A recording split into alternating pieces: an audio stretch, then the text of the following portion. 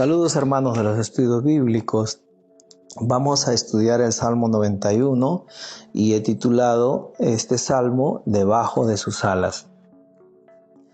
Comenzaremos con una pregunta: ¿qué pueden proteger un par de alas?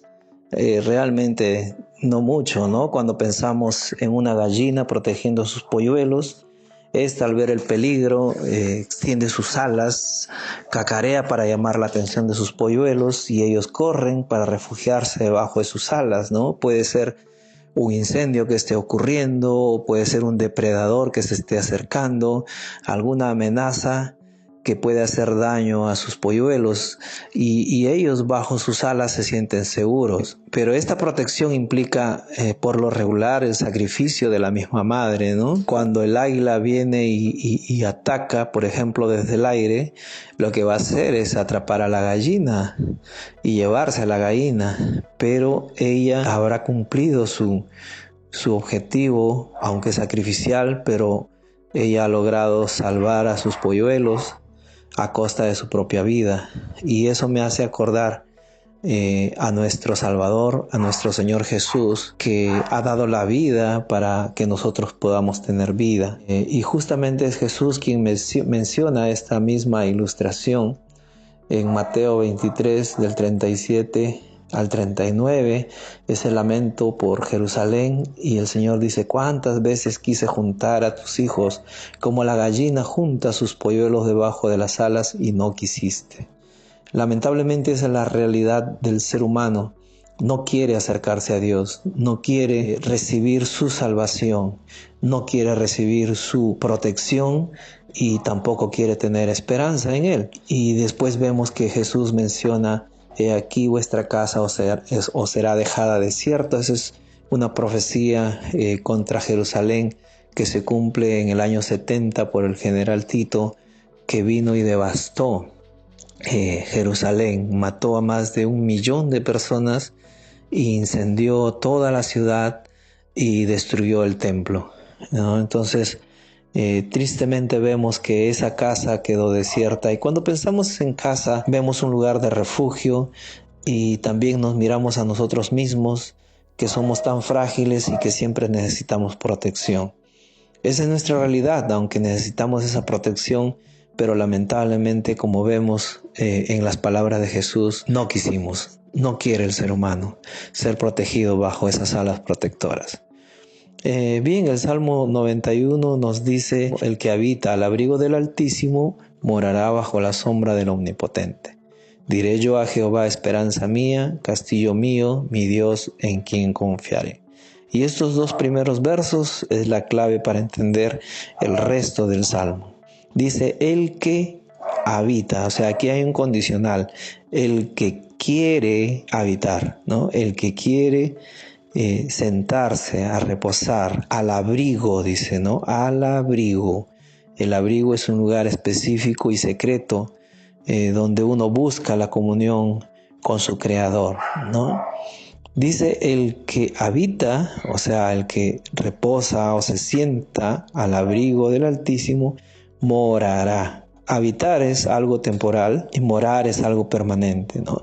Vemos aquí que es necesario que uno vaya a esa habitación, así como los polluelos corren a refugiarse bajo las alas de su madre, ¿no? Y el versículo 2 nos dice: diré yo a Jehová, esperanza mía, castillo mío, mi Dios, en quien confiaré.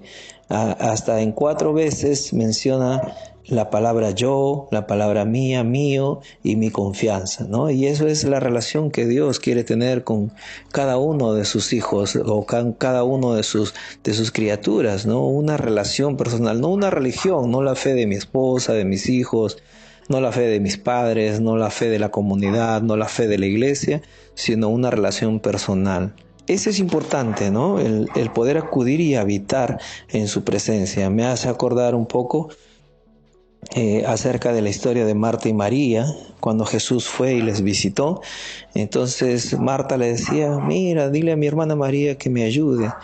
Pero Jesús le dice: Marta, Marta, afanada y turbada, ¿no? estás con muchas cosas, ¿no? Pero solo una cosa es necesaria y María ha escogido la buena parte, la cual no le será quitada. Y cuando estamos en la habitación del Señor, cuando estamos reposando bajo sus pies, bajo su cobertura, es el mejor sitio donde podemos estar. Bien, entonces vemos ahí lo importante que es refugiarse bajo sus alas. Entonces estos dos versos nos dan la clave para entender el resto del Salmo. Ir a buscar comunión con Dios, no solamente buscar las bendiciones de Dios o las cosas que queremos alcanzar de Dios o los beneficios de Dios, sino tener comunión con Dios. Y para ellos es esa promesa que sigue en adelante, ¿no? Entonces, viviendo bajo la sombra del Omnipotente, nos habla el versículo 1 y 2. Y en segundo lugar, vamos a mirar el lazo, el escudo y la adarga, ¿no? Que implica en el versículo número 3 en adelante, dice, Él te librará del lazo del cazador. Nos librará del lazo del cazador, ¿no? Estaremos seguros debajo de sus alas. Y dice escudo y adarga su verdad. ¿Por qué? Porque si nosotros salimos de la cobertura de las alas de nuestro Dios, el cazador va a ser presa de nosotros, ¿no? Como los polluelos escapan, se salen, sacan la cabeza de la seguridad de estar bajo las alas, el cazador va a ser presa de nosotros, ¿no? Y ahí pueden revisar ustedes en 1 Timoteo 6, del 8 al 9, y en Juan 17, del 15 al 17, ¿no? El refugio es bajo sus alas. Si salimos, somos atacados y atrapados por el lazo del cazador. Y la protección que podemos usar es el escudo o la adarga, que es su palabra, ¿no? Su verdad.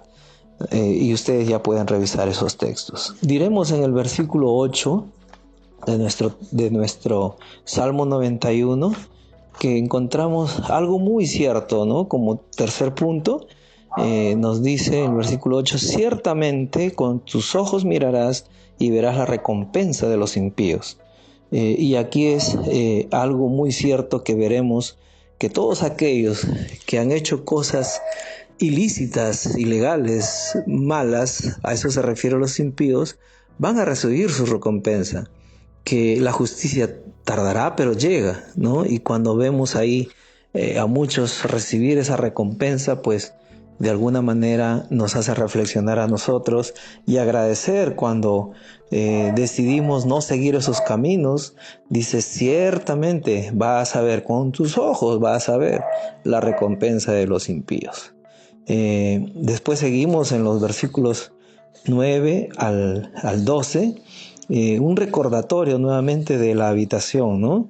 Porque has puesto a Jehová, que es mi esperanza, al Altísimo por tu habitación. Y acá hay que tener cuidado porque hay un par de textos que Satanás utiliza para tentar a Jesús. En los versículos 11 y 12 nos dice, pues a sus ángeles mandará cerca de ti que te guarden en todos tus caminos y en las manos te llevarán para que tu pie no tropiece en piedra.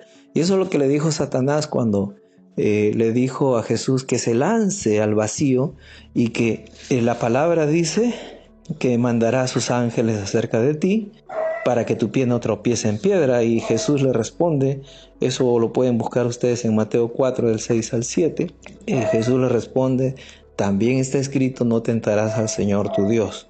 Entonces aquí la tentación de Satanás es sacar un texto fuera del contexto, ¿no? Solamente utilizó esa parte, pero no quiso mostrar la otra parte del texto en sí, que nos dice, pues el versículo 9 dice, porque has puesto a Jehová, que es mi esperanza, al Altísimo por tu habitación, ¿no? Entonces los que están refugiados allí en esa habitación, efectivamente a ellos Dios lo va a guardar en todos sus caminos y no permitirá que su pie tropiece en piedra y mandará a sus ángeles.